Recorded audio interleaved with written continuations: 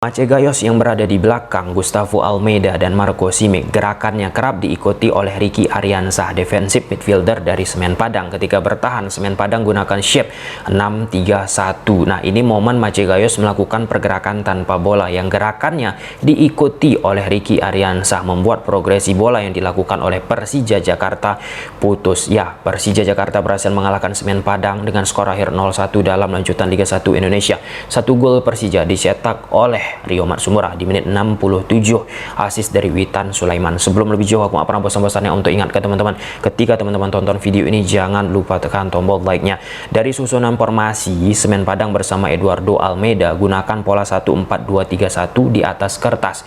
Pola 1-4-2-3-1 ini pun ketika bertahan akan menjadi 4-1-4-1. 4-1-4-1 itu pun akan bertransformasi kembali semakin ditekan Persija Jakarta menjadi struktur 6-3-1 alias sebutannya parkir pesawat, parkir tank, ya apapun lah itu istilahnya. Sedangkan Persija Jakarta bersama Carlos Peña gunakan pola 1-3-5-2 atau penyebutannya 1-3-4-1-2. Ini bola coba dimainkan Persija Jakarta di daerah mereka sendiri lewat 3 back, Hanif Syahbandi, Kudela, Firja Andika. Terlihat jelas ketika tanpa bola Semen Padang menggunakan struktur 4-1-4-1, striker tunggal ada Ngwoke, kemudian di belakangnya ada Stewart, Michibuchi, Rosat, dan Gala. Sebagai holding midfielder alias defensive midfielder ada Ricky Ariansah alias Rian.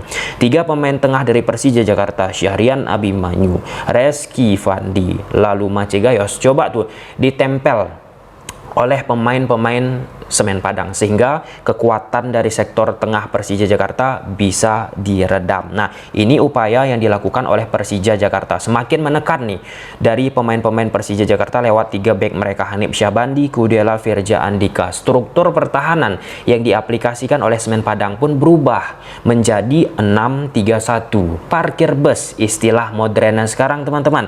Di sektor tengah meninggalkan Michibuchi, Rosat, dan Ricky Ariansah alias Rian. Sedangkan sebagai striker tunggal ada Ngwoke. Nah, sayap kiri yang diisi oleh Stewart dari Semen Padang dan sayap kanan ada Gala, mereka track back, mereka turun ke bawah membantu 4 pemain belakang yang dimiliki oleh Semen Padang. Jadi seakan-akan Semen Padang menggunakan 6 pemain belakang sejajar teman-teman, kemudian di tengah ada 3 dan 1 pemain tunggal striker di depan teman-teman. Nah, di sektor tengah dari Persija Jakarta pun bisa kita saksikan bagaimana awareness yang dilakukan oleh pemain Semen Padang sehingga membuat tidak berkembang itu sektor tengah dari Persija Jakarta. Nah, di sini Hanif coba mengalirkan bola ke posisi Reski Pandi, dan aliran bola yang coba dilakukan oleh Persija Jakarta ini akan menuju ke posisi Mace Gayos. Kita sudah melihat di pertandingan saat menghadapi Semen Padang, Mace Gayos posisinya ada di belakang Gustavo Almeida dan Marco Simic yang biasanya peran ini diaplikasikan oleh Rio Matsumura. Nah, pada pertandingan ini gerakan tanpa bola yang gemar dilakukan oleh Mace Gayos kerap diikuti oleh Ricky Ariansah alias Rian tadi. Nah, di momen ini lihat bagaimana pergerakan tanpa bola yang dilakukan oleh Mace Gayos ditempel, ditutupi oleh Rian, dan patahlah progresi yang dilakukan Persija Jakarta teman-teman. Nah, bisa aku katakan di pertandingan ini teman-teman, secara penampilan Mace Gayos yang menggantikan peran dari Rio Matsumura yang bergerak di belakang Gustavo Almeida dan Marco Simic tidak sekencang, seagresif, semumpuni dari apa yang biasa dilakukan oleh Rio Matsumura. Kita pun mengerti teman-teman, tentu bagi Mace Gayos, bagi pemain-pemain lainnya saat menghadapi sistem parkir bus yang diterapkan oleh Eduardo Almeida, pasti space pun akan tidak banyak mereka dapatkan. Nah, terutama bagaimana ruang antar lini, belakang, dan tengah yang dimiliki oleh Semen Padang itu kan sangat amat rapat. Rio Matsumura yang biasa mengeksploitasi ruang antar lini pun pada pertandingan ini Mace Gayos coba mengaplikasikan sulit teman-teman, karena rapatnya struktur 6-3-1 yang diterapkan oleh Eduardo Almeida. Nah, ini momen aliran bola coba dimainkan oleh Persija Jakarta dalam upaya membangun serangan teman-teman. Nah, lihat bagaimana posisi dari Macegayos berada di belakang Gustavo Almeida dan Marco Simic. Sedangkan dua pemain di belakang Macegayos, Syahrian Abimanyu dan Reski Fandi teman-teman, diantisipasi upaya mereka oleh Michibuchi dan Rosat. Nah, kemudian upaya di sini dilakukan oleh Syahrian Abimanyu, yaitu melakukan permainan diagonal pass. Tentu itu hal yang normal teman-teman, kenapa dilakukan diagonal, tetapi diagonalnya gagal, tidak bisa berujung sebuah peluang. Ya, tujuan diagonal merenggangkan ya struktur 6-3-1 yang coba diimplementasikan oleh pemain-pemain Semen Padang. Selain daripada Macegayos, ada sektor tengah Persija lain, kita sebut saja Reski Fandi pun tidak sesuai dengan harapan. Kemudian ada Syahrian Abimanyu pun permainan so-so lah ya. Jadi overall teman-teman, pada pertandingan ini ya penempatan pemain ataupun pemilihan pemain yang dilakukan oleh Carlos Peña, kita tahu teman-teman Semen Padang ini sedang struggle di akhir-akhir ini, ya tidak mampu Persija Jakarta untuk bisa menciptakan banyak kreasi. Bagaimana membongkar pertahanan dari Semen Padang. Dan ya, ini pembelajaran yang sangat penting tentu bagi klub-klub yang ada di Liga Indonesia teman-teman. Kita nggak bahas Persija Jakarta saja.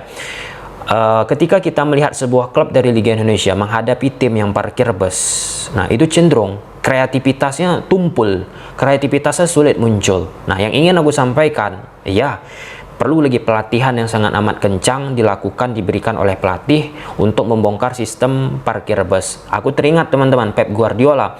Kita nggak bicara tren negatif Pep Guardiola akhir-akhir ini di Man City ya teman-teman, tetapi bagaimana Pep Guardiola ketika dia sukses di Barcelona, kemudian muncullah stuck itu ketika lawan sudah tahu template bagaimana menghentikan permainan Pep Guardiola, bermain lebih banyak menunggu parkir bus, kemudian memanfaatkan counter attack. Nah, ada momennya ketika itu terus dilakukan oleh lawan, tidak mempan lagi bermain bertahan. Karena apa?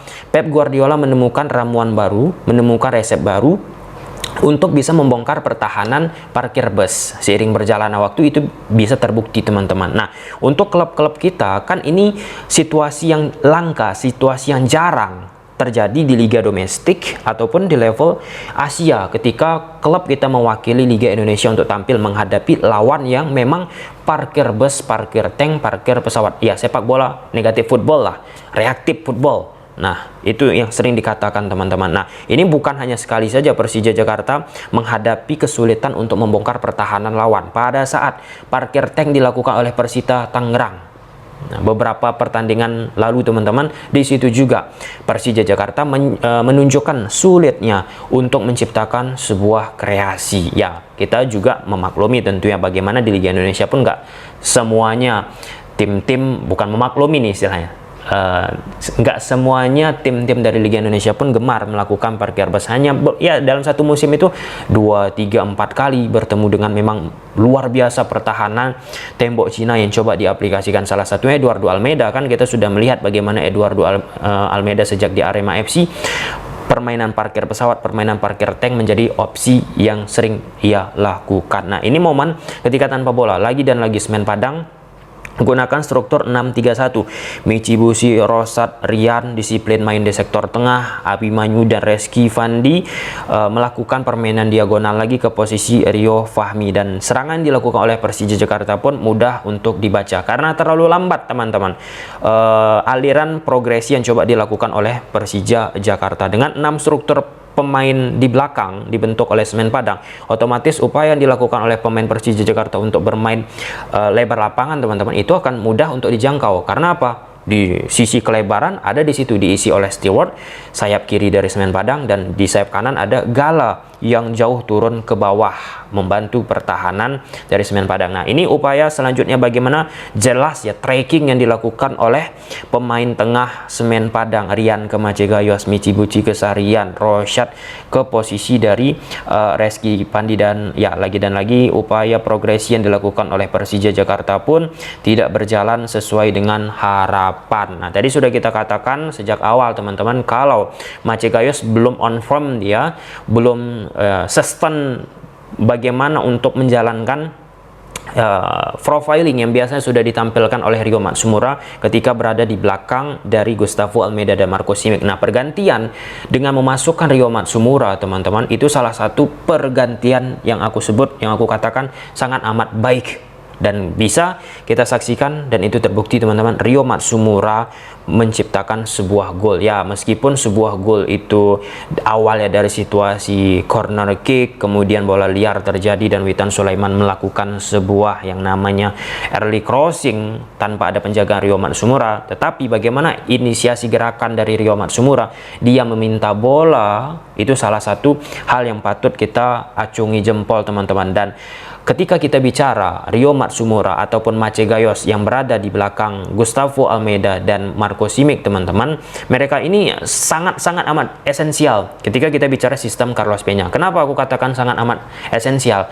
Gustavo Almeida dan Marco Simic seperti proses gol pertama lah. Nah, di sini sangat amat jelas bagaimana ada andil dari Marco Simic dan Gustavo Almeida untuk menarik, mengikat perhatian dari pemain bertahan Semen Padang, sehingga Ryo Matsumura mendapatkan space. Artikulasi yang aku maksudkan itu ketika attacking dilakukan oleh pemain-pemain Persija Jakarta, maka akan sangat amat terbantu salah seorang pemain yang mengisi di belakang di belakang Gustavo Almeida ataupun Marco Simic. Kenapa? Gerakan Marco Simic dan Gustavo Almeida yang mengikat lawan, otomatis kan itu bisa memudahkan pemain yang ada di belakangnya. Nah, kebiasaan itu ditampilkan oleh Ryo Matsumura di beberapa pertandingan Persija Jakarta, dan itu sangat amat bagus Ryo Matsumura. Nah, ini ditempatkan Mace Gayos, ya tentu ini pendekatan yang baru ya bagi Mace Gayos pun dia di belakang Gustavo Almeida dan Marco Simic. Aku nggak katakan juga Mace Gayos nggak cocok, tetapi untuk di pertandingan ini kurang menggigit apa yang dilakukan oleh Mace Gayos. Nah, jika terus diulang-ulangi Mace Gayos ditempatkan di belakang Gustavo Almeida sama Marco Simic, ya bisa saja suatu saat berada di titik puncaknya. Namun ini kan kompetisi yang berjalan, nggak salah ketika pattern ataupun skematisasi yang sudah oke nih dipertahankan, seperti misalnya Ryo Matsumura yang berada di belakang Gustavo Almeida dan Marco Simic. Ya, overall dengan sistem yang dimainkan oleh Persija Jakarta yang sudah diterapkan sejak saat menghadapi PSIS Semarang, teman-teman, ini sangat terus berjalan, yang bisa menyulitkan lawan. Tentu ya opsi-opsi selanjutnya bagaimana menciptakan variasi, meningkatkan kreasi agar Persija Jakarta pun bisa memberikan warna baru, tidak hanya mengandalkan elemen-elemen tertentu. Oke, good luck Persija Jakarta. Ini pelan-pelan Persija Jakarta terus naik. Yang awalnya ya sempat goyang-goyang juga. Sampai sini aja. Gimana menurut teman-teman? Silahkan tulis di kolom komentar. Oh, BTW, pada pertandingan ini Semen Padang pun tadi mereka reaktif, menunggu, memanfaatkan serangan balik. Nah, Semen Padang pun sebenarnya nggak jelek, banyak peluang yang mereka ciptakan, tetapi penjaga gawang yang dimiliki oleh Persija Jakarta, Eduardo, ini gila sih, gila. Banyak shape yang ia lakukan akhirnya membantu Persija Jakarta. Oke, well done. Kita lihat pergerakan dari Semen Padang selanjutnya. Ya, jika kita bicara pendekatan dari Eduardo Almeida saat menghadapi Persija Jakarta bersama Semen Padang, teman-teman, sebenarnya sudah oke, tetapi ya itu tadi, sepak bola lah kan, ketika sudah banyak peluang nggak bisa dimanfaatkan, ya dihukum sendiri. Itu dilakukan oleh Ryo Matsumura ke gawang Diki, kiper Semen Padang. Silahkan tulis di kolom komentar. Bye.